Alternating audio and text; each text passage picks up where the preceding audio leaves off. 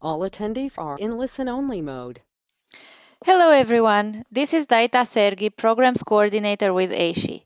It is my pleasure to welcome you to our webinar today. As many of you know, AASHE's mission is to inspire and catalyze higher education to lead a global sustainability transformation. We provide an expansive collection of online resources, networking tools, and educational events such as today's webinar and an annual conference and expo which will be held in Minneapolis October 25th to 28th this year.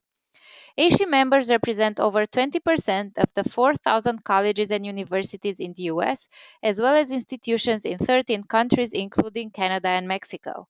You can learn more about AASHE on our website, www.aashe.org.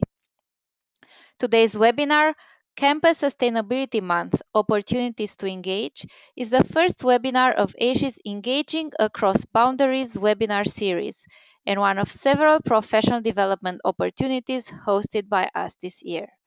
For more details about additional professional development opportunities, check out the events section of our website. Please note this webinar is being recorded. If you experience technical difficulties or have to leave early, you and others can view the recording later. Presentation materials will be available after the live broadcast as well. Everyone in the audience is on mute, so the only way to communicate with the panelists is by typing your questions or comments in the questions pane in the control panel on your screen. Feel free to type in questions or comments at any point during the webinar, and these will be addressed after the presentations during the Q&A. If you have additional questions, please email it to webinars@aashe.org, and we will get back to you. So finally, it is my pleasure to welcome all attendees and thank you for joining us today. At this time, I'm going to hand things over to Julian Tremont-Smith, AASHE's Director of Programs, who will provide a quick overview of Campus Sustainability Month. Okay, thanks, Daita, and good afternoon, everyone.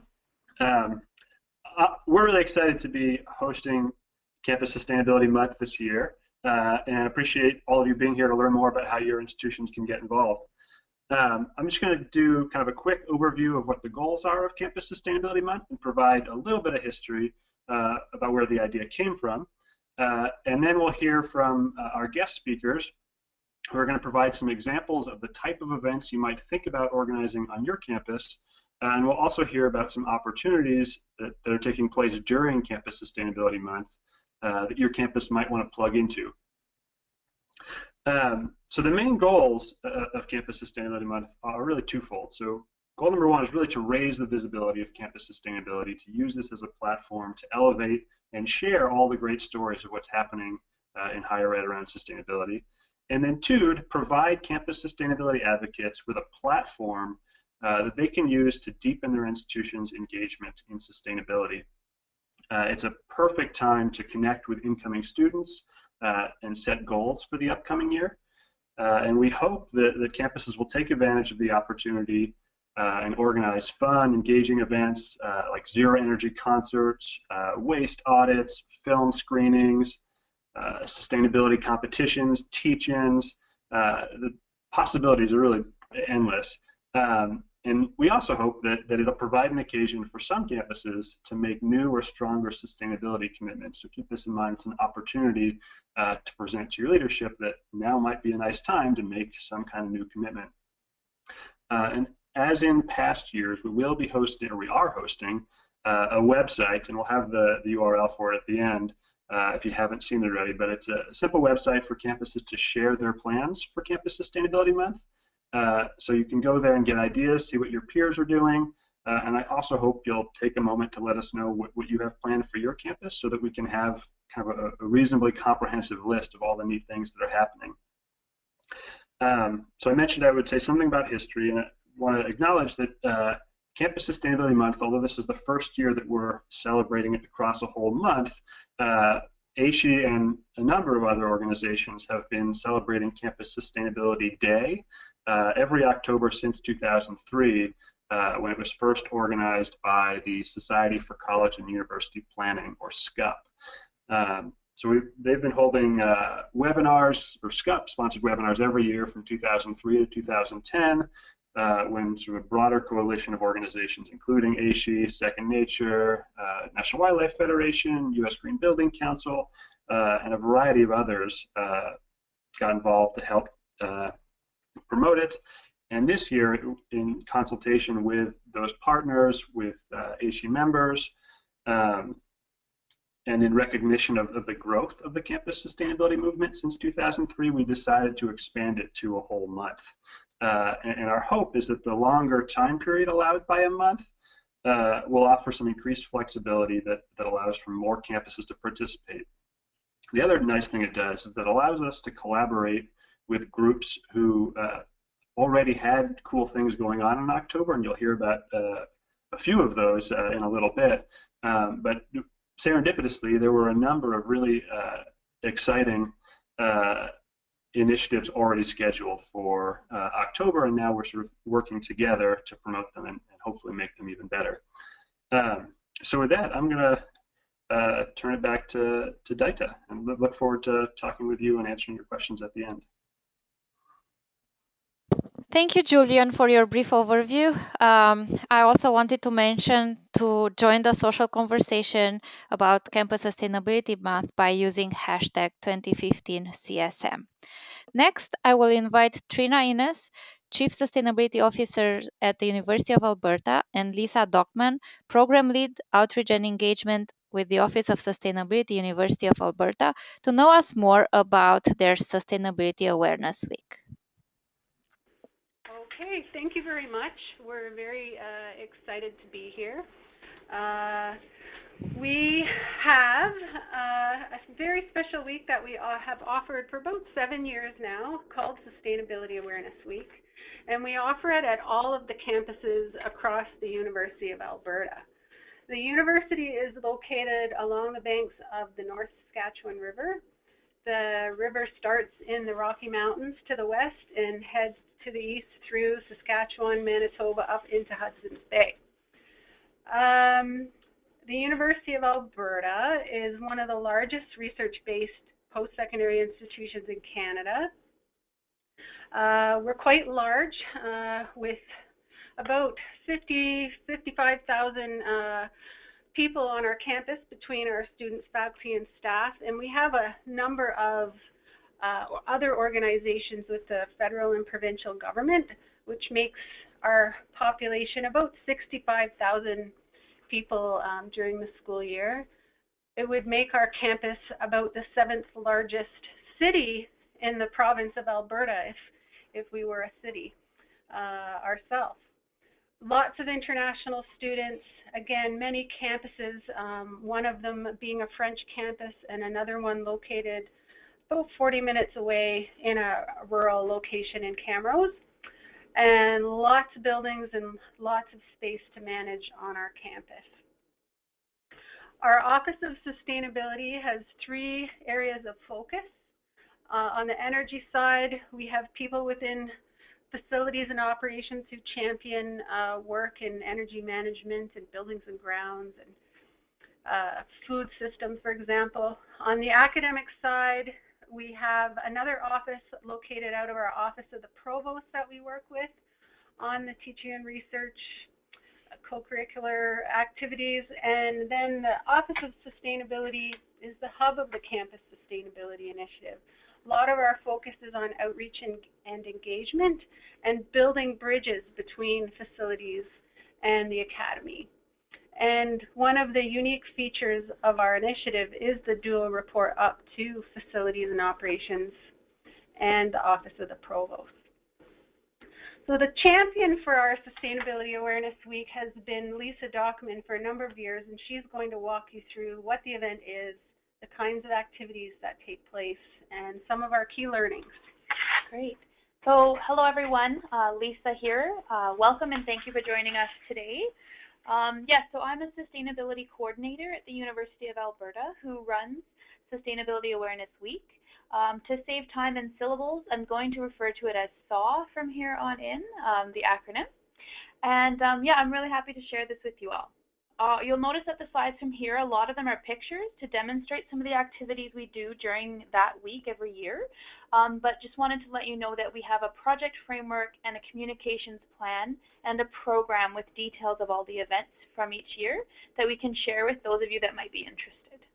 So this is the poster that we use. You'll notice that SAW is a week-long event that is composed of approximately 45 or 50 unique workshops, tours, sessions, discussions, barbecues, and more throughout the week. So what they all have in common is they're all sustainability related, either social, economic, or environmental sustainability, and they're all open to on and off campus audiences, and they're organized by different people, but they happen during that same week. So this year, it's October 19th to 23rd, 2015. This is the poster from last year. So you'll notice a few pictures here that are examples of the types of activities or events that go on during SAW. So what you'll see here is pictures from the kickoff event where we have a pedal-powered music by Bicycle. You'll also notice a sustainability fair, some cupcakes and whatnot celebrating our blog and those types of things. This is a picture demonstrating a panel that we've hosted during SAW I think our academic advisory group hosted this panel. And then here you'll notice some of our student staff in their SAW t-shirts biking to pedal power the music at the kickoff event. So here is a one-page summary of all the events that took place in 2014, so you can see some of the examples. They're color-coded based on the outcome of the event or the activity, and then a summary of our results of last year. So it was our largest event yet, SAW 2014. It had 55 events across 4 of our campuses in those 5 days. Over 10,000 people were connected to the event in some way. Some of those were obviously repeats because we have people very interested in what's going on.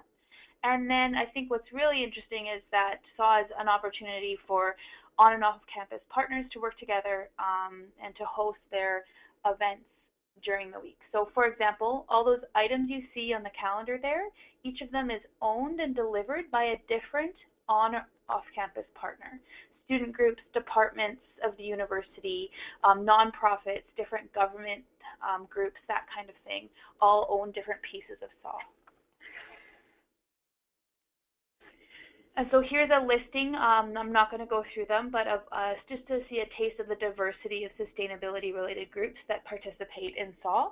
And you'll also notice the 2 sponsors on the bottom right-hand corner that support the event through in-kind support.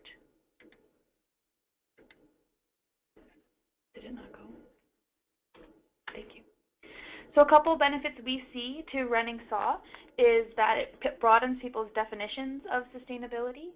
So it really, people come in with an understanding of it, and then it allows them to see sustainability in different ways. It is a great opportunity for us to create new collaborations and partnerships with those groups that you saw listed. It gives us a prime space to celebrate sustainability at the U of A. So for example, our STARS Gold rating as an institution was the highlight of our kickoff event last year. And then an opportunity to profile programs that we operate. So for example, the Green Spaces Certification Program that I'll talk about in a moment. So all of the events that took place during SAW, we provide certain supports for the event hosts of those unique events in a lot of ways. One way is that we encourage them to become Green Spaces certified events. So this not only reduces the impact of those events themselves, but it also allows us to grow the recognition of this program. So I think something like 60 or 70% of the events that were hosted last year were Green Spaces certified, and that was really fantastic. So you'll notice here some pictures of the kickoff event that was themed STARS Gold for our rating, and you'll just see that we had those STARS cupcakes specially made and some lawn signs doing some education about that exciting news. Another example of an event, this is a fruit stand operated by the Health and Wellness Movement. There's a lot of nutrition and health related student groups that get involved in SAW every year, and you'll notice that there's a sign at their event that demonstrates that it's connected to the SAW activities as a whole. A couple other benefits to list here is that SAW allows us to communicate some of the facilities sustainability features that aren't always easy to communicate because you can't necessarily see them. So for example, like our energy management program or our district energy system. It gives an opportunity for us to bring senior leaders into the conversation. They're often present at our kickoff event, for example. It's support for a culture of sustainability, given the diversity of people that are involved in the reach. Lets us reach off-campus audiences, and then demonstrate sustainable promotional materials. So we make a very a concerted effort that every item we use to promote is primarily electronic, but if it's something that's produced like a banner, for example, or a lawn sign, that it has no dates on it, so that can be reused year after year. And then, of course, really important is the removal of barriers for event organizers. Since so many of them are student organizations that host the events during SAW, they have so they sometimes have challenges reaching the campus audience or achieving their organizational goals, and SAW and our staff help them remove those barriers to achieve that. So many of the events are tours, so opportunities to learn and get involved in SAW. What you'll notice here is a list of some of the tours that operated last year that always have a limited capacity, but people really, really enjoy. So students and staff and faculty and community members get a chance to walk through the river valley with a professor on campus. We have an arborist who does a campus tree tour. We got to visit the Waste Management Center and see how the recycling and composting systems work here in Edmonton. Green building crawl, those kinds of things. And here's a picture of one of the vice presidents of our Students' Union who was joining us on that kickoff event to help us celebrate sustainability. A couple of those examples of the promotional pieces that we use. You'll see on the left a lawn sign that has no dates on it that we're able to reuse year after year. The other side says happening now, so it's a really great prompt for people to know that SAW once again has arrived. And on the right hand side you'll see our tent and our banner for the Office of Sustainability. Something that we've had a lot of fun with is doing biodegradable chalking. So these are some of our student staff who are using cornstarch and food coloring mixed with water to paint promotional statements or SAW-related promotions onto the sidewalk, which actually works really well. A sort of example of the evolution of some of the things we've learned through this program. This is the Wall of Gold, which is about a 40-foot long wall that exists in our Students' Union building.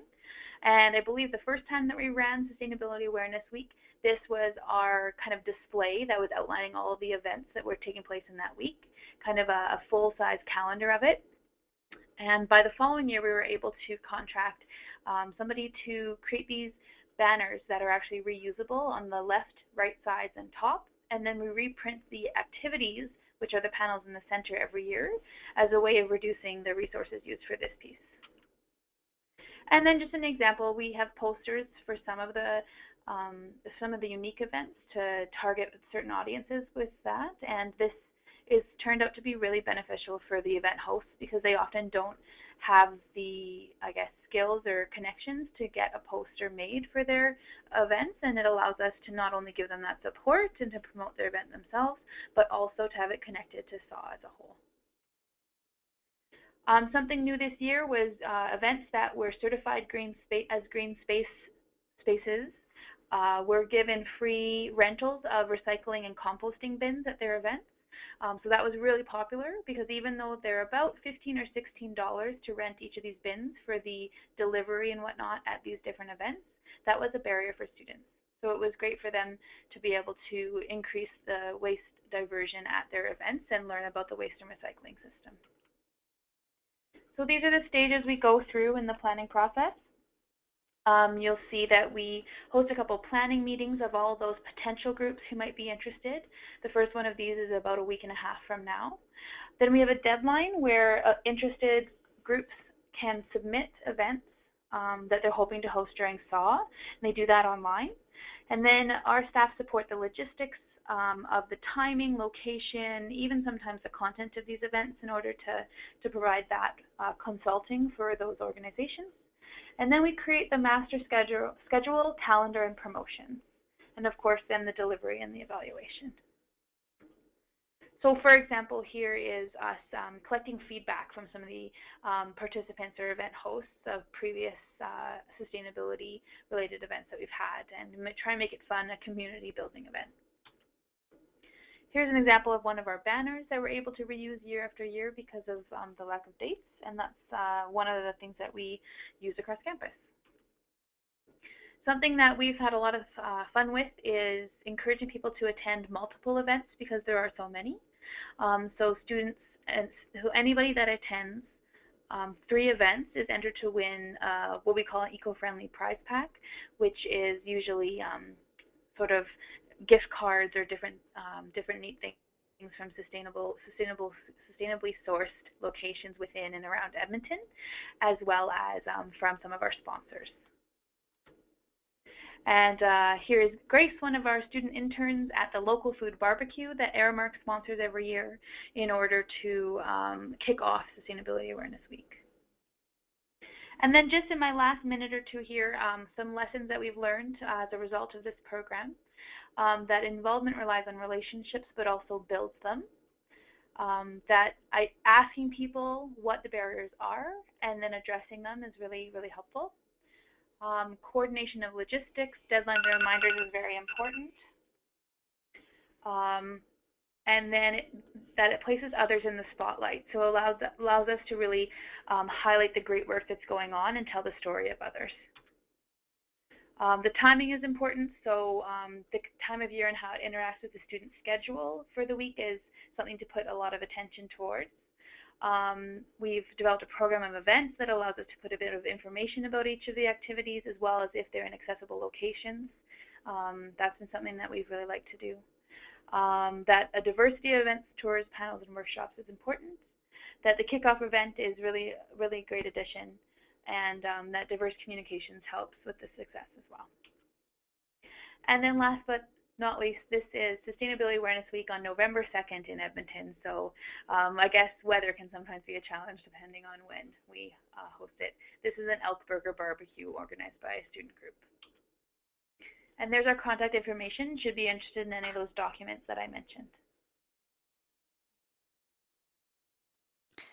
Thank you, Trina and Lisa. I will now hand the microphone over to Amber Gerard, Education and Outreach Manager at the Yale Office of Sustainability, who will present on the Connecticut Campus Sustainability Week.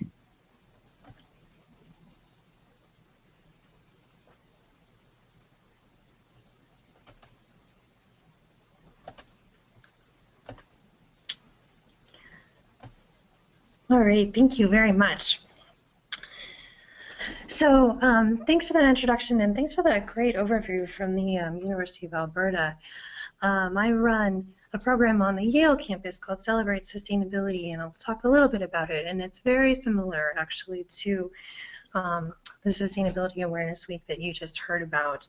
And it's very exciting to hear about these events taking place across the country in such effective ways. Yale is also part of the steering committee for the Connecticut Alliance for Campus Sustainability. We partnered with Eastern Connecticut State University a couple of years ago to start the alliance to really try to empower sustainability action in Connecticut's higher education institutions.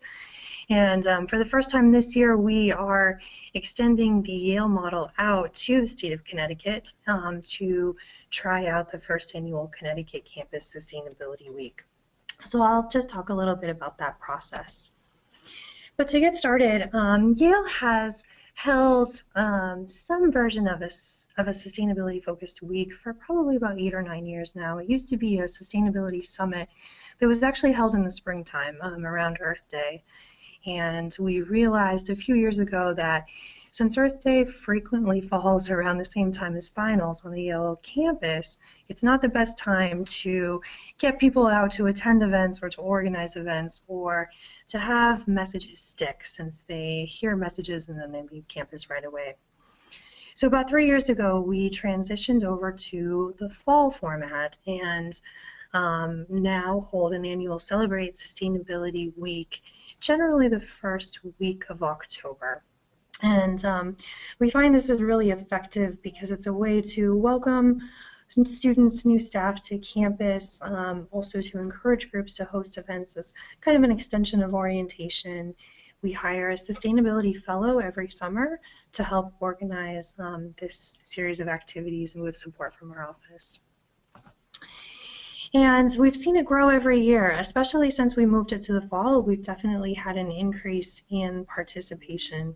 The role of the Office of Sustainability within Celebrate Sustainability is kind of similar to the University of Alberta. We don't host any events ourselves, but we really just act as a catalyst to support stakeholders from around campus in organizing their own events. So we'll have staff, undergraduates, professional school students, our museums frequently get involved. And our job is really just to empower those folks and to provide them with the resources to hold and get an audience at some of these events. And with this idea of empowerment of our community, we're also really trying to emphasize the concept of collaboration. So the photo I'm showing you right now is from a tree planting that we did last year at the Yale Divinity School. And pictured here are partners from 3 different organizations. The idea actually came out of our HR department to recognize employees who had committed long service years by, instead of giving them some knickknacks, actually planting a tree in their honor. So they partnered with the Urban Resources Initiative, which is a group out of New Haven that works on planting trees around the city, to plant a tree actually at the Yale Divinity School. And they had staff, administrators, students out to partner on this type of project. So this is an example of the type of event that we really encourage folks on our campus to get involved in. The last couple of years we've had about 1,000 participants come out for Celebrate Sustainability events. It's been growing every year, which is it's exciting to see kind of the synergy created from the different groups doing the organizing. And what we do every year is usually identify a theme and then try to provide resources for organizing the events, kind of along the same lines as reducing the barriers for the different stakeholders to make event organizing easy. And then our office helps with the promotion of events through poster templates, through posting to an online calendar, also encouraging people to have their events green event certified through our office, or to offset the emissions related to the event through the Yale Community Carbon Fund. So I mentioned the Connecticut Alliance for Campus Sustainability. This group has been getting together for an annual conference over the last couple of years and several roundtables throughout the year.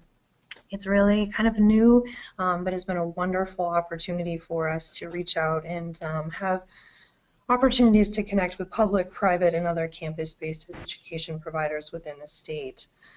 The primary purpose of the collaboration is really to be an information sharing opportunity, to foster partnerships, develop system-wide strategies that address climate change and adaptation, local and regional resiliency, energy efficiency, renewable energy, stormwater, water management, land use, and other sustainability-related issues.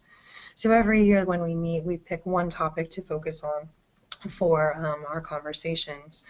During one of last year's events, our Yale Sustainability Fellow actually presented on Celebrate Sustainability and brought forward the idea of potentially expanding this across the state as a way to continue to kind of build collaboration and also to paint a bigger picture of the impact that we can have across the state. So Eastern Connecticut State University has offered their website as a place to host a webpage for this, and so we've made this a landing page, and I'll share the link with you all a little bit later. And we went ahead and provided some resources for people who may not have done this type of event on their campus before. There's resources in here about how to put together an event, how to advertise, sample events, different things like that, how to get sponsors from their local community. Kind of a 101 for event organizers, which I think will be a really helpful resource, and this is available online, so anyone listening is more than welcome to access that. Of course, when we hold our events on the Yale campus, we have our own online calendar that we publicize. So this year we will be adding our events to the Connecticut Sustainability Week calendar as well. We've created a simple web form for people just to put in their information, and then that will automatically get added to a comprehensive calendar that, again, I will share the link with you all so that we can see what's happening across the state. And the idea here is really that if you live in one town and maybe you work in another town, if there's events that are going on at a different institution, we want people to be able to attend those and not feel like they're only limited to their own campus, but to really leverage the resources within all of the higher ed institutions across the state. So this is the first time we're trying this model and encouraging people to hold events simultaneously throughout the same week in October.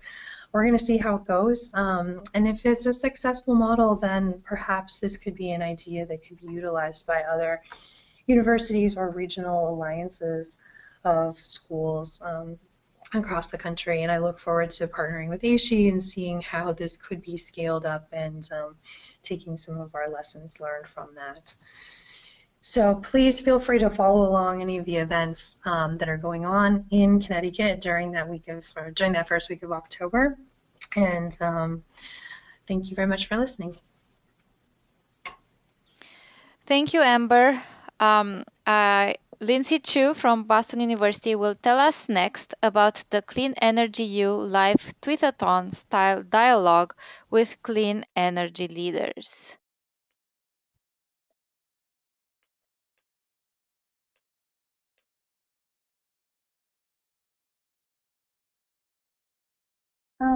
Thank you, Daita, and thank you, Amber, for sharing with us about Connecticut Campus Sustainability Week. And it sounds like a really cool way to bring students together and a really good opportunity for collaboration. So today I'm going to share with you a project that I've been working on. So my name is Lindsay Chu. I'm a rising senior at the Boston University Questrom School of Business, concentrating in law. This is my 4th year as the Communications and Outreach Intern for Sustainability at BU. And I'm excited to talk to you today about our opportunities for Campus Sustainability Month Fall 2015. October will be the 1st year anniversary for a project that I've been a student leader of since October of 2014 called Clean Energy U. And just many thanks to Sue Hall of Climate Neutral Business Network, as well as Chen Sao and the rest of the Sustainability at BU team. Today I'm speaking on behalf of the team to present this to you. And everyone's poured so much hard work into it. It's been an amazing effort. So what is Clean Energy U? It's a live tweetathon style dialogue of global leaders in sustainability focusing on clean energy innovation for our future. Using the hashtag on Twitter, students, alongside of leaders of nonprofit organizations, higher education, and business, engage in a tweetathon-style dialogue to connect and share their visions, actions, and ideas for a more sustainable world. And it's been an incredible adventure and a privilege to develop, as we've hosted a series of events garnering over 1 million impressions each, reaching over a high of 8 million impressions on Earth Day 2015, top trending on Twitter. And we've been lucky to receive a lot of great award recognition and be featured on a lot of national publications as well. So we'd really like to keep the momentum up. It's only been a year with all this progress. And so we have a timeline of events that are happening for Campus Sustainability Month. And this will range from September 26th to October 21st and beyond, to kind of capture all of the universities who might be planning things around this time. So we start off with a live kickoff event. This is going to be on stage at Climate Week NYC in Manhattan, the first time we're doing something like this. That'll also be live streamed. We have the live Clean Energy U Twitter dialogues from October 14th to the 21st, and classroom workshops and quad activities. So if you can't make it out to NYC, it's totally possible to participate at your own university. So we'd like you to join us, and we have interactive options that can be selected at your own discretion. So just talking a little bit about how this all began.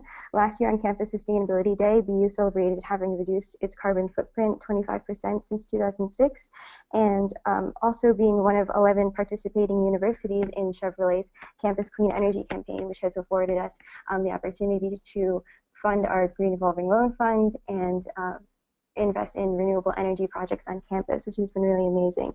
So we had worked on this project, and we had students write on carbon towers answering 2 core questions: how they'll reduce their carbon footprint at BU, tweeted out along with all of these 11 universities, and got a lot of cross-posting going, and eventually gained 1 million social media hits in a day. So that's how it all began. And so since then, this past year, we've had 4 main events and a lot of panelists that have given us a different perspective on clean energy from their respective fields, coupling interactive on-the-ground activities with live tweetathons. So this has really been great because it's involved students outside the immediate sustainability realm, not just student eco reps who are already really involved, but gaining participation from artists, athletes, musicians, Greek life, business, and etc. It's also been amazing to interact with all of the clean energy leaders and gain their perspective. So there's 3 parts to a clean energy event. How do we construct it? Although they're each formatted pretty similarly, each has a different focus. So we have first core themes. These are 2 main anchor questions. We've talked about business, visions, actions, millennials' expectations of business in the past. And this leaves a lot of room for creative discussion. And then we also have interactive activities. So these are in response to the core themes. Students will put their insights on post-it boards, whiteboards, take selfies, and tweet those out. And it's a great way to expand our thoughts across the globe. So we couple these with quad activities and classroom workshops during Campus Sustainability Month. I'll talk a little bit more about that later. And these are also paired with live tweetathon-style dialogues, which are a series of hour-long, really fast-paced Twitter conversations. So just to give you a little bit of an idea, this shows the diversity of organizations that are going to be participating in the October Campus Sustainability Month. So in our tweetathons, we have a bunch of leaders of NGOs, businesses, and students. And we'd love for you to join us as well. There's also a really great student publication opportunity. This is completely new, thanks to GreenBiz and Joel Mockauer. Students are encouraged to reflect on their experience as leaders of National Campus Sustainability Month, and the top 2 to 3 entries will be selected. So students can email articles and blogs to cleanenergyu@gmail.com. The deadline is November 9th, and then GreenBiz will be choosing the top 2 or 3 entries. So just kind of briefly to recap, why participate? It's a great opportunity to engage the global sphere, capture the attention of more students, develop new innovative partnerships, learn about career opportunities in the field, share ideas and innovative solutions, and deepen campus and community leadership. So the core questions, looking forward to October, here's our upcoming set of core questions for this round. So number 1, how could campuses best lead their communities towards a clean energy future? What have been the greatest barriers and challenges? And 2, how could you most effectively lead such change? So this question kind of refers also to Annie Leonard's Changemaker idea that there are different types of leaders and we need to wear different roles to tackle different problems. So going back to the timeline, talking about the kickoff event, this will be September 26th in the morning at Impact Hub in Manhattan. So any New York City schools, or if you're close enough and want to head over, definitely join us. It will be a Climate Week NYC event, the only one that I know of that's really focused on students, and it's an honor that we'll have Mark Kenber, CEO of the Climate Group, to host a live panel with students and other clean energy leaders like Eben Goodstein from Bard University and Bard College, and David Chulowskis, Sustainability Director of General Motors, and Gifford Pinchot of Pinchot University. So we have a great host and also student panelists to host a panel and then do an interactive on-the-ground energy network map activity. This is all drawing on the Climate Group's Energy Dialogue, Clean Energy Future by 2025. And if you can't make it, we'll also have a webcast stream that'll be posted on our website. So also throughout the whole time, there's classroom workshops and quad activities, and these can be selected by campuses to they're really base activities, and you can tailor them to whatever you're teaching in class, on the fields, at festivals, and they're zero cost, really easy to implement, and we've tried them in the past. It's worked out really well. So a first classroom campus option would be the energy industry supply network analysis, and this is an energy network map. It will have facilitation guides on the website, but it's focused on supply chains for key stakeholders, and anyone, even regardless of what clean energy experience they have, can participate. It's just identifying barriers and solutions to clean energy in community, and students can reflect on this and share their photos and insights on Twitter.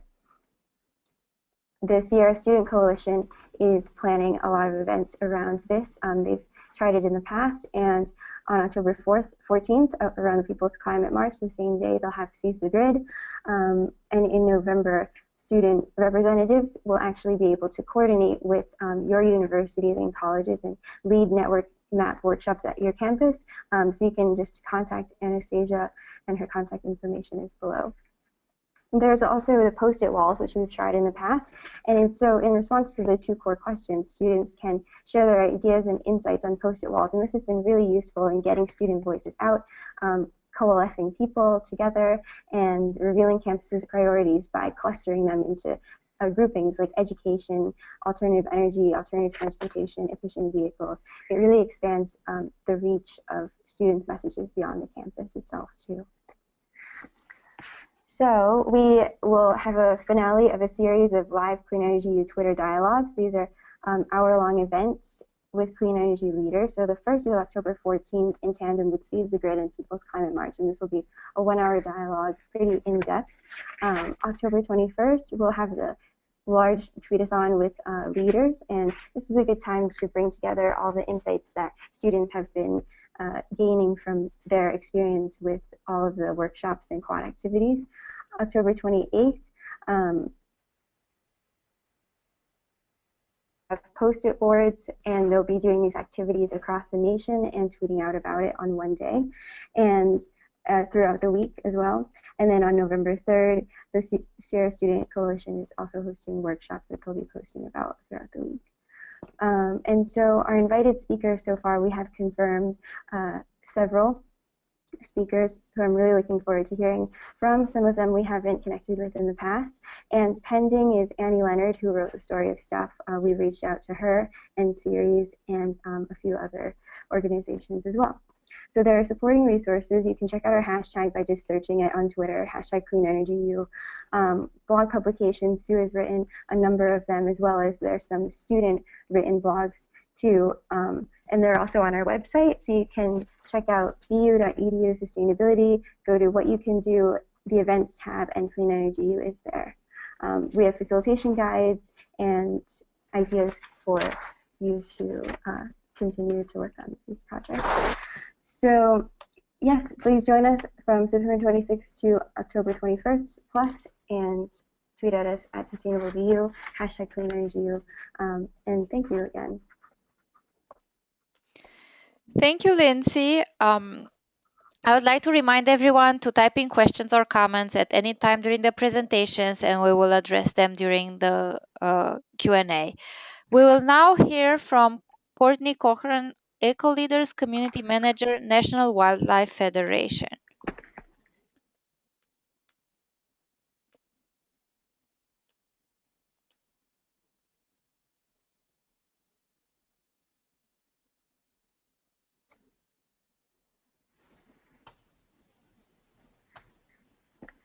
Great, thanks everyone. Thanks Daita.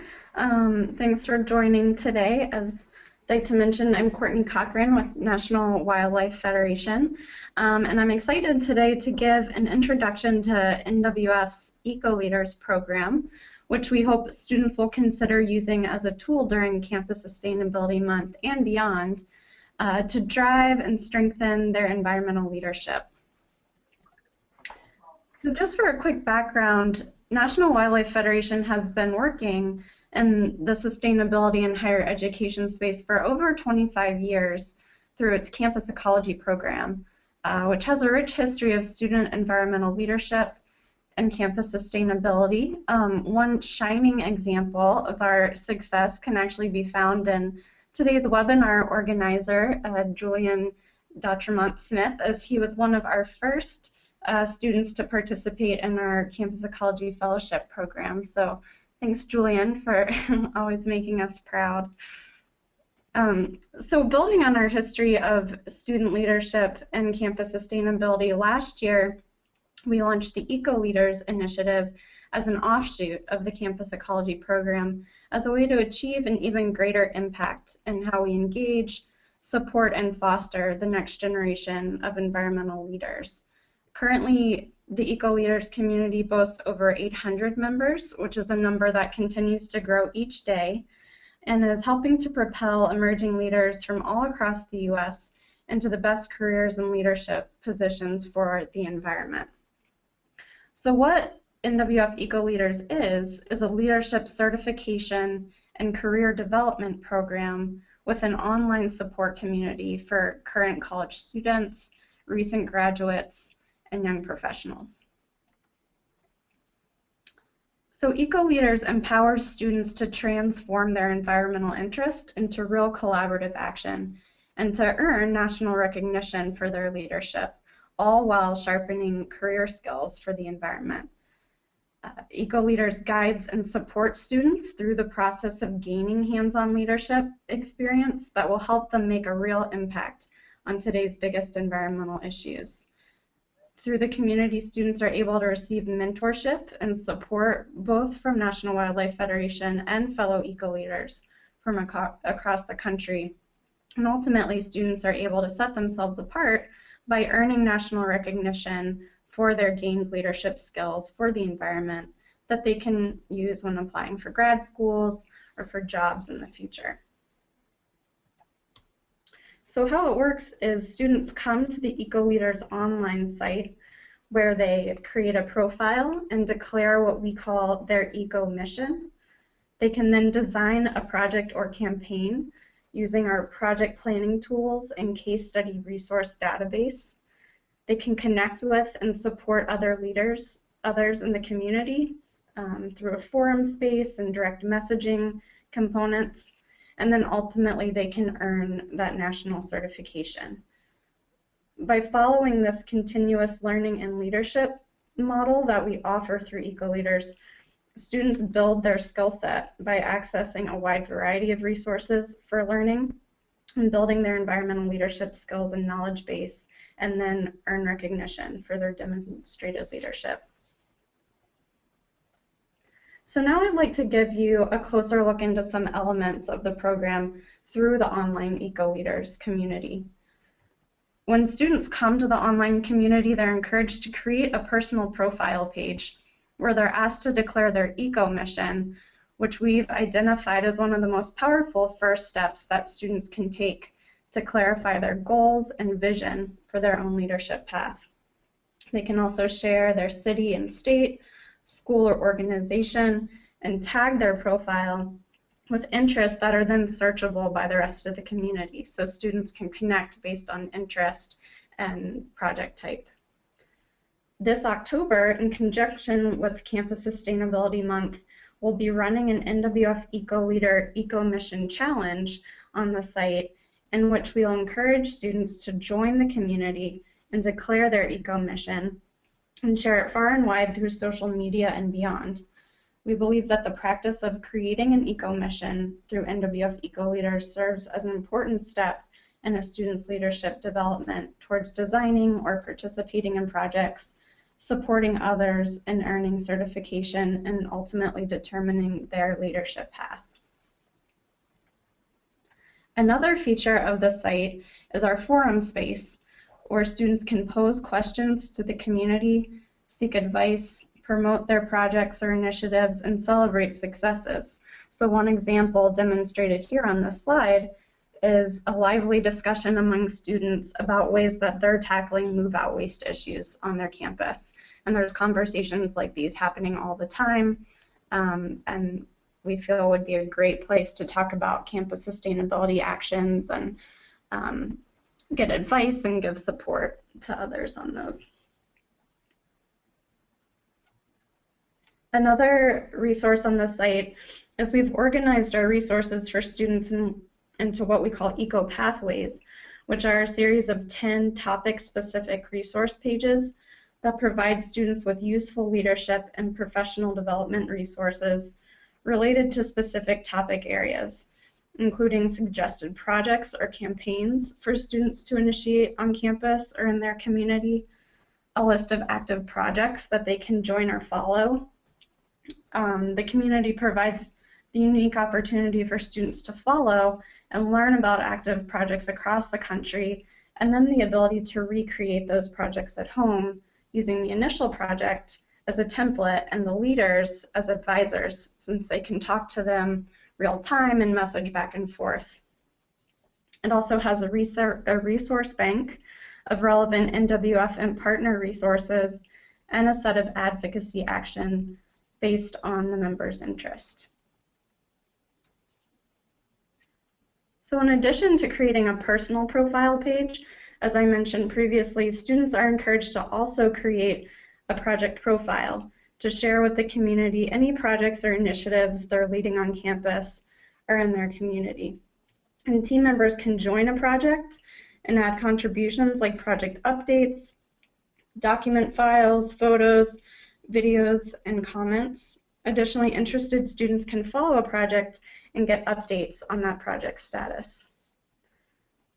Students are invited to apply to have their project recognized by National Wildlife Federation. As you can see on this page, once a student has earned EcoLeader certification, they then have the certification badge on their page for everyone to see. So by participating fully in the NWF EcoLeaders, what we call continuous learning and leadership model, students are eligible to apply for NWF's highest level of certification for emerging environmental leaders, which is the NWF EcoLeader certification. And as a certified NWF EcoLeader, individuals gain a great resume builder for grad school or job applications. It helps students to learn and understand how their everyday actions on campus running these type of sustainability projects really translate into tangible career skills.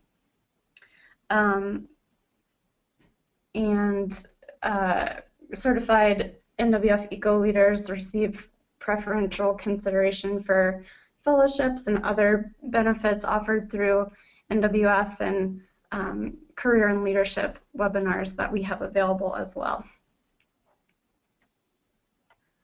So we encourage all students and young professionals looking for a way to participate in Campus Sustainability Month to come over and join the EcoLeaders community and take that first step of declaring their eco mission, and then continue to use EcoLeaders as a tool throughout the month and hopefully beyond to gain inspiration for projects or actions and access valuable resources, share projects and successes, network with each other, and ultimately earn that national recognition. So thank you.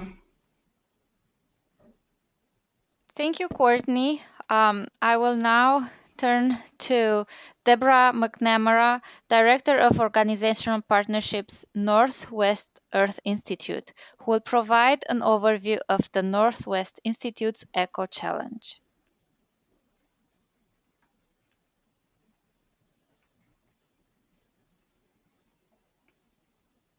Great, thank you, Daita, and thanks for everyone who is on the webinar today. So I'm with the Northwest Earth Institute, which is another nonprofit organization that happens to be offering a 2-week Eco Challenge during the month of October. And I'll be sharing with you a little bit about this online event that anyone can participate in. It begins October 15th. You can sign up anytime from now and create a team for your campus. And it's free, spans 2 weeks, and participants choose an action and stick to it and commit to sticking with it for 2 weeks. So on this slide, you can see here are some of the categories of actions that we encourage people to choose from when they sign up for the Eco Challenge. So many of you have likely heard about the Northwest Earth Institute through our discussion course books, which are focused on sustainability topics. So just really quickly, we're a nonprofit. We've been around for about 22 years now. Over the years, we've engaged about 150,000 people, and we work with about 300 different colleges and universities right now. Every year, we have about 4,000 faculty, students, or staff who are engaging with us in some way or another. So our main offerings as a nonprofit are sustainability-focused course books and the annual Eco Challenge. And this is our 7th, I believe, annual Eco Challenge, and we always offer it in October. So it is a great resource for Campus Sustainability Month. So just to give you a quick recap of what it is, it's an annual event where that challenges people to pick one action and stick with it for 2 weeks. It's October 15th through 29th. And anyone can participate, both individuals as well as teams. It's open to really anyone, and it's not just an event for colleges and universities, but it turns out that we always have at least 40 campuses joining us in some way each year. Faculty have used the Eco Challenge as a way to engage their students in the classroom, and then we work with a number of sustainability offices who create a team and then invite fellow faculty, students, and staff to join the team and take action.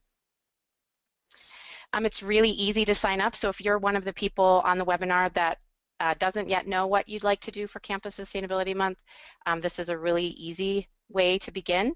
All you do is go to our website, you can register a team, it'll take you less than 5 minutes, and as I mentioned, it is entirely free. We can customize a personal site for your campus, probably a little late to do that this year, but something to keep in mind for the future, but there is no cost. So some of the reasons we think it's a great program: it's very easy to participate, and it's also fun and impactful. As you'll see as I go through some of the features of the Eco Challenge, people can sign up, join a team, and then blog about their experience. We offer the opportunity to get points depending on how often you log into our site and tell us and each other whether you've met your challenge each day or not. We have some friendly competitions happening throughout the Eco Challenge between teams or between participants. It's an opportunity to lead collective change on your campus. You can also use it to engage or re-energize green teams, fellow faculty, students, or staff. And then I'll say a bit more about this in a moment, but you can track your progress and measure change. Just in the last year or two, we added a feature where you can actually track, for example, how much water you saved or how many pounds of carbon dioxide you didn't emit because of the challenge. So here are some examples of past Eco Challenge initiatives on campuses, and we have many. I just wanted to give you a few examples of how some campuses have used the Eco Challenge. So Berea College has had a team in the past, and they picked one of our categories, which was around energy efficiency and alternative transportation, so I guess 2 categories, but their goal was to address climate change. So just an idea, you can sign up a team and then actually encourage participants to choose a particular challenge, and I'll go over what all the challenge ideas in just a moment. As I mentioned, some faculty use the Eco Challenge in their classroom, so another possibility to consider is to encourage faculty to have their students participating in the Eco Challenge. So at DePaul, we had students taking on personal sustainability goal or challenges for an environmental studies class, such as less driving or less water use. Southern Oregon University had 2 teams, and one was for faculty and staff and one was for students, and they engaged in a friendly competition. And that was a really great way to, develop community around sustainability and then encourage people to really stick with whatever their challenge was and get points for meeting their challenge each day. And then at the end, they tallied up who the winners were and had prizes. Susquehanna has been joining our Eco Challenge for the past couple of years. Last year they had 105 people participate, and they competed against our team, and they actually beat us, which was great. And then I put on University of Wisconsin Lacrosse. They chose several different action areas. They focused on energy efficiency, sustainable food, and alternative transportation. And this Susquehanna University Eco Challenge page is from 2 years ago, but I just wanted to give you an idea of what it looks like. So you have your team, all the participants in the team are listed on that team page, and you can see who's meeting their challenges, who's not. You can post blogs, so on the team page, you'll see a series of blogs of what people are saying about their challenge. It's a really great way to connect people around sustainability. So this is taken right off of our website, but one of the first steps after you've registered, you pick your eco challenge, and we offer a number of choices of what your challenges can be. So you can choose to focus on water conservation, energy efficiency, sustainable food, alternative transportation, trash reduction, civic engagement, connecting with Earth, or choosing your own. So as I mentioned, you can, depending on what type of challenge you choose, you can track, you can measure your progress and track a more quantifiable results of your challenge. So for example, if you choose an alternative transportation challenge, such as this example, and this is from an Eco Challenger's profile from last year, you can enter the number of miles you get per gallon in your vehicle, the average number of miles you commute per day by car, and we'll calculate the math of how much carbon you're saving from going into the Earth's atmosphere. So you can see, if you're a campus and you want to choose on or focus on climate and have all of your eco challengers take alternative transportation or energy efficiency challenges, we can help you measure that impact. So you would be able to say at the end of Campus Sustainability Month, we saved, we avoided sending this many pounds of CO2 into the atmosphere. Or for example, if you choose a water challenge, we can tell you how many gallons of water you saved. Same with trash reduction. Here's one more example to share. If you choose a trash reduction challenge, we can help you calculate how many pounds of waste you might be saving from going into the landfill. So I just wanted to mention that. I know a lot of campuses appreciate that opportunity to quantify the impacts and be able to share it out in a really easy way. And so we can do that for you if you decide you wanted to do the Eco Challenge with us. So I know that was short, but I wanted to make sure we have plenty of time for questions and answers. Here's my contact information. As I mentioned, it's really simple to sign up. You can do it at any time from now. Registration is open. You just go to ecochallenge.org and you can poke around the website. There's some great stories of what past Eco Challengers have done. It does take less than 5 minutes to register. You can upload a photo, choose your challenge really quickly, and then begin inviting people. And we've tried to make it really easy, and we hope that you'll join us and that it can be a great tool for those of you looking for something quick and easy to implement for Campus Sustainability Month. Thank you so much, everyone. Thank you, Deborah. And to conclude our presentation, I will turn to Julian, who will also get us started with the Q&A. All right, thanks, Daita. So thanks to all of our presenters. Hopefully you have got some good ideas for what you might do on your campus for Campus Sustainability Month. I've just displayed all of their contact information, so if you want to connect with any of the panelists, here's how to do it. You'll also see at the bottom of the slide the website that I mentioned earlier with links to different initiatives that are happening during October, as well as all of the submissions from campuses as to what they're planning. So please do take a moment to fill that out and check it out. I do want to, before we go to questions, mention just two other initiatives. If what you heard about wasn't enough inspiration, there are two other opportunities in October that I think are worth mentioning. The first is called the Kill the Cup Challenge, organized by a group called Kill the Cup, and it's basically a competition between campuses to use reusable mugs when they go to get coffee. So I think you'll be scored based on the percent of students that bring their own mug when they get coffee from the campus coffee store, coffee shop. So I think they're set on the number of schools for this year, so it's more of an opportunity for next year if you're not already registered. But it's a pretty cool idea. And the second one to mention is Global Climate Change Week, and it's going to be October 19th to 25th. And this one's particularly focused on faculty, and the initiative is really to try to get faculty to use that week to engage their students around climate change action and solutions. And there are links to both of those programs on the Campus Sustainability Month website. So if you want to learn more, register for those, go to the website and you'll find a link for more information. So yeah, with that, I think we can go to questions. And again, please do remember to tell us what you're doing for Campus Sustainability Month. We're excited to see all the creativity of our community. Thank you, Julian. And before we start Q&A, I want to mention that the webinar is being recorded, so it will be available on our website likely tomorrow, as well as the slides and all the resources that were mentioned today. And don't forget to use hashtag 2015 CSM to join the social conversation about Campus Sustainability Month. We received two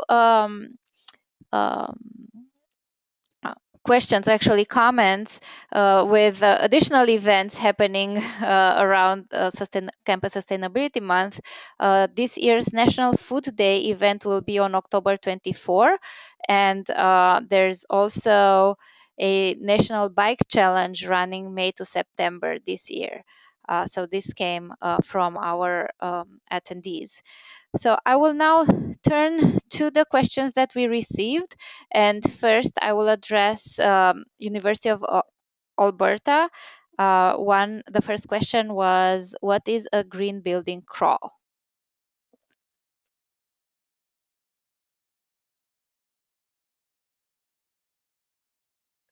Trina, Lisa?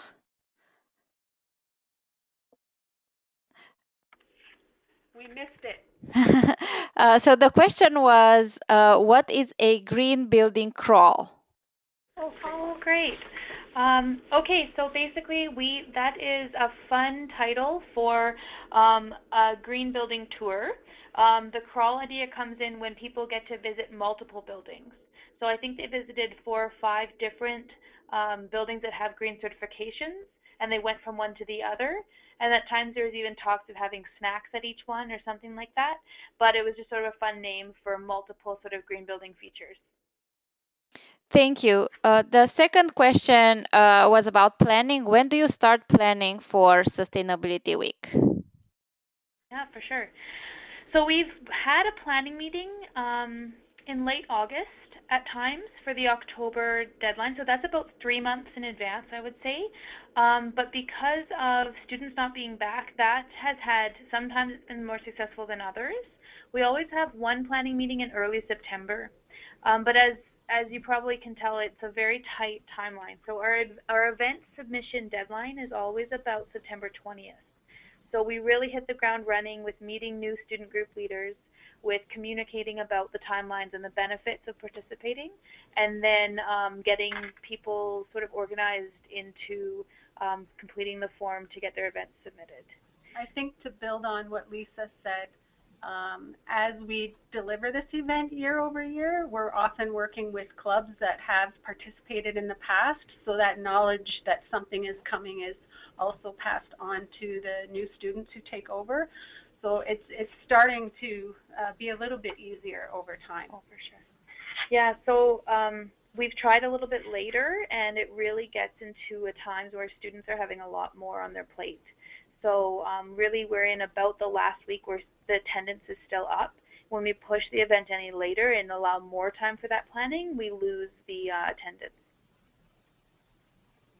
Thank you. Those are good tips. And what budget do you have for this event?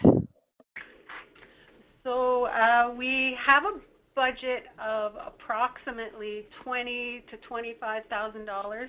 Probably over half of it goes to promo of varying sorts and ads and things like that.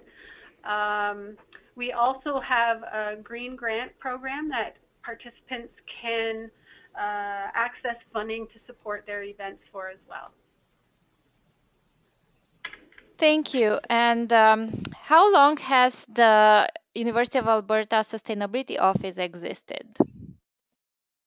The office was endorsed by our Board of Governors in 2008, and I was its first staff person in 2009, and we were fully staffed in 2010. Thank you. Uh, somebody wasn't sure if you're doing the planning in September for October of the same year. Yes, so the planning starts 3 months in advance. The times that we get the participants, like the event hosts engaged, is early September. But again, those are for more of the student-led events. So I'm going to have people contacting me about 6 to 8 months to even a year in advance if they're a university department or an organization or a business. They're on a lot longer timelines. What we try and do is sort of integrate them with the students who are obviously on much shorter timelines. So one of the advantages too of the way we do things is that our identity is the same year over year, so we don't lose time playing with the graphics and coming up with a new theme and designing to a new theme, and we can reuse a lot of the materials. So a lot of the energy is involved with getting participation and building the schedule and making sure we have space for everyone to conduct their event. And something that's different than some of the other sessions I think that I saw was that we do end up hosting some of the events that week. So then our staff start planning those about 3 or so months in advance as well, so that the tours and whatnot are organized and booked well in advance. Thank you. And the last question we have for now for you is Green Spaces a University of Alberta initiative, or is it an established organization? So the Green Spaces Certification Program was developed by us for us, but we were inspired by other programs at other institutions and some of the things that the federal government is promoting as well. So we administer it and we distribute the certificates, the levels of certification when we get applications. Thank you. Thank you, Trina and Lisa. And I will now go to Amber. And there were a couple of questions regarding the website of the Connecticut Campus Sustainability Week, and that's on the webinar's website. So we will share those links again after the webinar in an email. And there was also a question about finding the event guide, and it is there as well, and we will post it on our website too. But Amber, one question for you was, how do you approach Earth Day programming since you've moved Sustainability Week to the fall? Thanks. That's a great question. We did not get off the hook for not doing any kinds of Earth Day programming. That's actually a time where our office steps up and does a little bit more programming. We just don't rely on the rest of the campus to be organizing events at that point in time, although if they want to do it, frequently student groups do. We support them 100%. What our office tries to do for Earth Day is put together a celebration breakfast, which we've held for the past few years and which used to be held when Sustainability Week was in the spring. That's an opportunity usually to bring in a keynote speaker to talk about something that's either happening on campus or at a larger scale related to sustainability or climate change. But then we also spend that time recognizing and giving awards to some of the people who have shown exemplary work or commitment to sustainability throughout the year.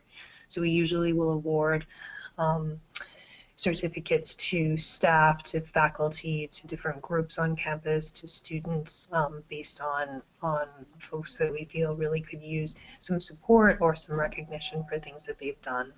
So that's our way of kind of trying to give back to the community at that point in time and encourage them to do most of their event organizing during the fall.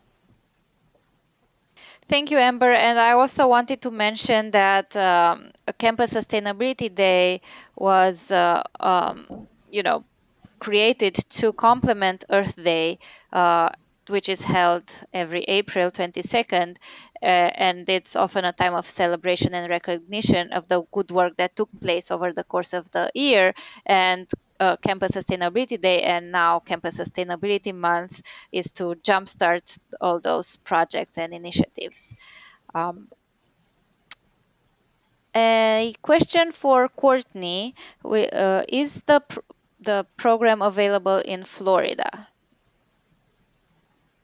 Yep, absolutely.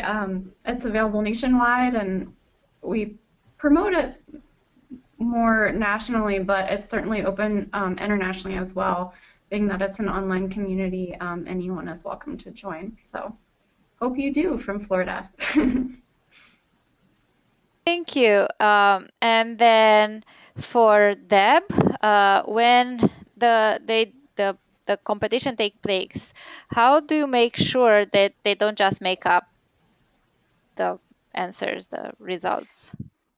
That's a great question. So I mean, well, we hope that people aren't just participating to win the competition, but it would require you have to basically log into your profile page on the EcoChallenge website every day and mark that you met your challenge each day in order to get the points for that day. So it would be probably more work to worry about that than actually completing your challenge. So but that's how it works. Basically, when you log in, you mark whether you completed your challenge or not, and then you get points for that. And just as a note, I mentioned the competitions and the points, but you don't have to do those. They're there as an option for people who want that, and it does work for some teams. It's great incentives to compete against another, like another dormitory, for example. So it's there if you want to do it, but you certainly don't have to do it either. But generally, I think it would be challenging to try to have everybody make sure they're doing that in order to win a competition. There's also a cap on how many points you can get for each participant. So you couldn't just go crazy, clicking yes and getting points. So I hope that answers the question about that. Thank you. And is the Eco Challenge integrated with social media? Well, yes, and yes. We hope it should be, and we encourage people to share what they're doing via social media. We make it really easy in our website to share via Facebook and Twitter, so it is really easy to do that. So every time you post a blog, there's the option to share it on Facebook or Twitter. When you join the Eco Challenge, same. We have everything written out for people who want to do that, and so in just a couple clicks you can share it via social media. So yes, we encourage people to do that, and again, you don't have to do it, but it's there for those who want to engage in that way, and we certainly think that's a good idea. Thank you. Also, a person is interested in the Eco Challenge and wondering how teams can connect with each other since this is an online event. Yeah, so what we see a lot of are people sharing about their challenge via the blog feature of the Eco Challenge website. So basically, when you go online, you can click on your team's landing page and see what everyone else on the team is up to just by a few clicks. So you click on a team member's name, it'll show you what their challenge is, it'll show you any blog posts, it'll show you how often they're meeting their challenge. So we try to make it really easy so you can stay connected with what your fellow team members are doing, and then if you're competing against someone, you can do the same thing there just with a few simple clicks. I've seen teams have great success by having an Eco Challenge launch party. So in the context of Campus Sustainability Month, I think it's a really great idea to have some kind of in-person event to kind of kick off the challenge, and then have another event at the closing of the challenge to celebrate impacts. So I've seen that work really well for keeping people connected.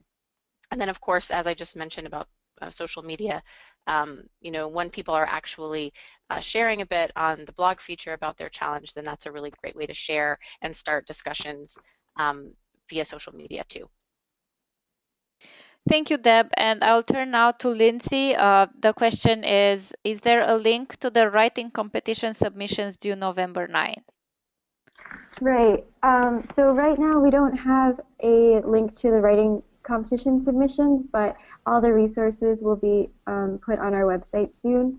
We have the facilitation guide and brochure and the PowerPoint from today on the website so far. But so if that person is interested in the writing competition specifically, they can email cleanenergyu@gmail.com and say, interested in a writing competition submissions and how can we get more information. And when we post it to the website, I'll make sure that they get the information right when we post it. Thank you, Lindsay. Another question for you. Where can we see more examples of previous Clean Energy U conversations?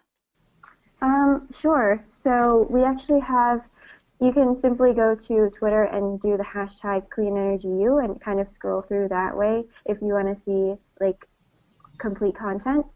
But we also have Storify blogs. So we use this program that kind of captures in a certain time frame the tweets that we had. And so also on our website at the very bottom is media coverage, and it has some of those Storify links, and they can check out the individual conversations, some sample tweets from them, and some write-ups from us all. Thank you, Lindsay. And I will turn back to Amber. What have been some of the biggest challenges that your office has had to overcome to hold a successful series of events? So one of the biggest challenges is just organization, and I actually am quite envious of, and I'm going to maybe take some tips away from the University of Alberta with their planning schedule. Because we have had a temporary employee who's here for about a year at a time be in charge of coordinating this event, and that person generally starts during the summertime. This year they just started a couple of weeks ago. It makes it really difficult to do a lot of planning in advance of the October event. So they really have to jump in and just hit the ground running planning that event. And if they're not super familiar with the campus constituencies or with event planning, it can make it challenging for them to be a resource for people.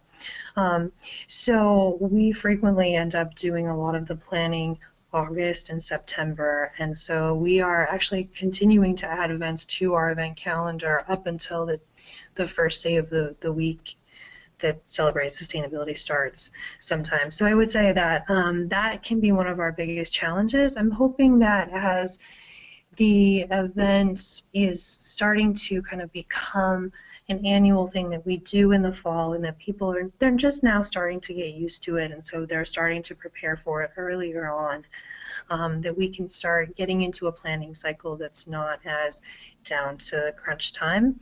But I think it's going to take us a little bit of kind of getting some institutional memory going, but I'm also hoping that by expanding out to the Connecticut Alliance, that might provide us a little bit more in terms of structure and resources from our other campus partners around the state that might be helpful for our fellow when they're organizing. And if anyone has other questions, I'd be happy to have a conversation with you offline too. Thank you, Amber. How much time or effort is required for a successful event? Is that for me? Yep. I really think it varies. It really varies, and because so many different stakeholders from around campus are responsible for organizing, kind of depends on what they can put into it. I've seen some groups be able to organize department lunches, a few days in advance, but other things like, some of our museums have done very large displays with local artists that require, getting permission to use spaces and using a lot of infrastructure that needs to be brought in. Some of those types of things can take months and months. So I would say it really varies based on the scope of the project and kind of who is involved and what types of kind of logistics need to be taken care of. But to the extent that our office can help provide resources, and like University of Alberta kind of help work on overcoming barriers that people frequently run into, I think that can help expedite the process of planning and make it easier for those who are new to that planning process. Thank you, Amber. And we have a question that I will address to both University of Alberta and Yale, and maybe Julian can also chime in. So they're particularly interested in what is happening at smaller campuses. this person is at a college of roughly 4,000 undergraduates in a rural location. They don't have a sustainability coordinator. So what are some suggestions that for them, what they could do? Let's go to Trina and Lisa first, and then Amber. So we actually have a campus that's located about 45 minutes away from here, and they only have about 1,500 students and maybe 50 faculty, something like that. And they have things scaled to their community. They're in a rural location, so some of the things they've done is farm tours, for example. They might have in their cafeteria local organic food related events. They've even brought animals out to their main quad and set up a grid and had fundraising things where guessing where the cow's patty will drop in their quad. So just think about what is meaningful to your institution, and don't focus necessarily on the number of events. Focus on having a few things that are of high quality. And another idea we've had, but we haven't really actioned it very well, is if you can, in a smaller school, you could have a spotlight on sustainability. Invite all of the professors to have a 15 to 30-minute conversation about how sustainability is connected to the topic they're teaching. And that's something, like, they're in class anyway, and it's a way to get the faculty engaged as well. And you didn't mention food, hey Trina? Just a little bit. So I think something that is a lot easier in those smaller sessions smaller campuses is doing like a local food lunch or getting everybody together to learn about what food is around them, what sustainable food means, and yeah, getting everyone together for even sessions, presentations, or keynotes. We've heard about a lot of success in those areas. And if you partner with another institution, sometimes you can have webinars broadcast into your institution. And another thing to think about is days or hours of service, things that you can do that support social or environmental sustainability by getting students out into the community.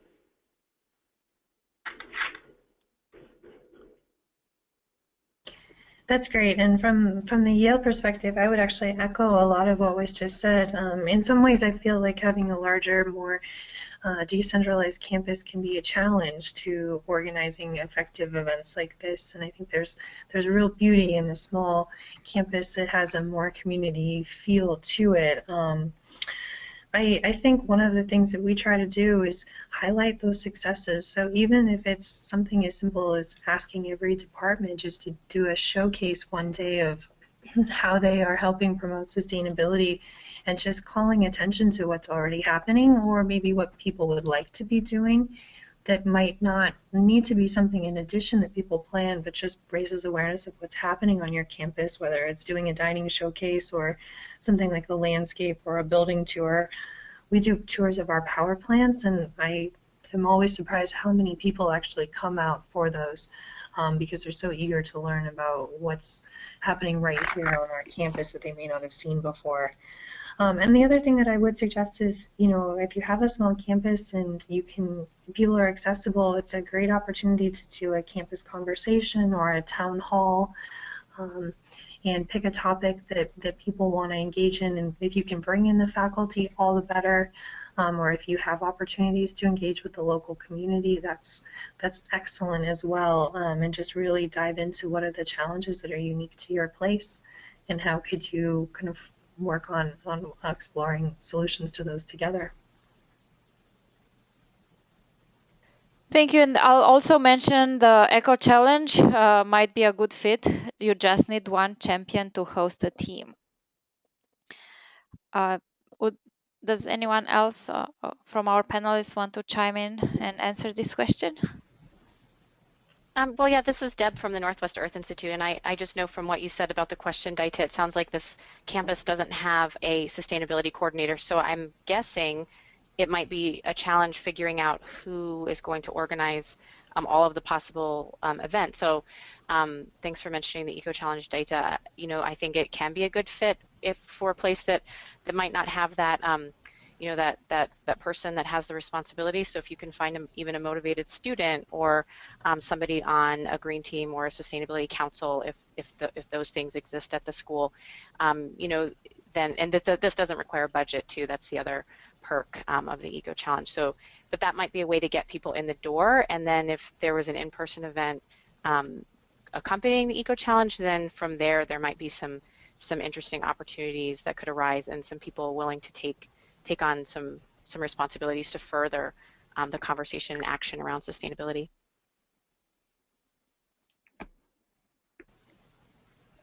And it's interesting, I always find that it seems to be infectious how if someone goes to a really exciting event or they see some other department doing something, they may be inspired to come up with something on their own. So for example, our printing and publishing department just would randomly decide to, you know, do crazy little building sculptures out of some of their recycled materials. And then the next thing you knew, our HR department was trying to do something similar.